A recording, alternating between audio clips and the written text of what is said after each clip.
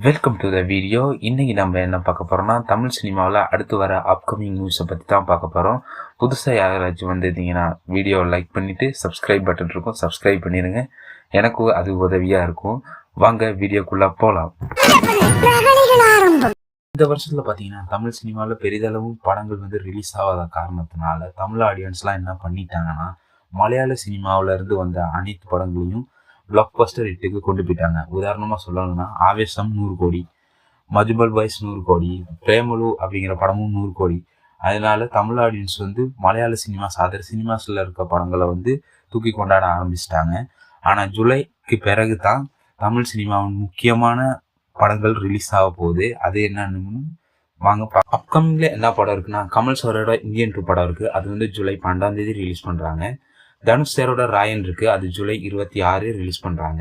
விக்ரம் சாரோட Thangalaan August 15 release பண்றாங்க. விஜய் சாரோட கோட் படம் செப்டம்பர் 5 ரிலீஸ் பண்றாங்க. சூர்யா சாரோட கங்குவா அக்டோபர் 10 அபிஷியலா டீம் அறிவிச்சிருக்காங்க. வேட்டையன் அக்டோபர் ரிலீஸ் அப்படின்னு சொல்லியிருக்காங்க. விடாமுயற்சி தீபாவளிக்கு ரிலீஸ் பண்ணலாம் அப்படின்னு எதிர்பார்க்கப்படுது. எஸ்கேவோட அமரன் நவம்பர் ரிலீஸ் பண்ணலாம்னு எதிர்பார்க்கப்படுது. கமல் சார் அண்ட் எஸ்டிஆர் நடிக்கிற தக் லைஃப் படம் டிசம்பருக்கு வரலாம் என்று எதிர்பார்க்கப்படுது. இதுல எந்த படத்துக்கு நீங்க போவீங்க, எந்த படத்துக்கு நீங்க வெயிட் பண்றீங்கன்னு கமெண்ட்ல சொல்லுங்க. மறக்காம லைக் அண்ட் ஷேர் சப்ஸ்கிரைப் பண்ணிருங்க. புதுசா யாராச்சும் வீடியோ பார்த்துக்கிட்டு இருக்கீங்கன்னா சேனலை சப்ஸ்கிரைப் பண்ணிட்டு போயிருங்க. தேங்க்யூ ஃபார் வாட்சிங்.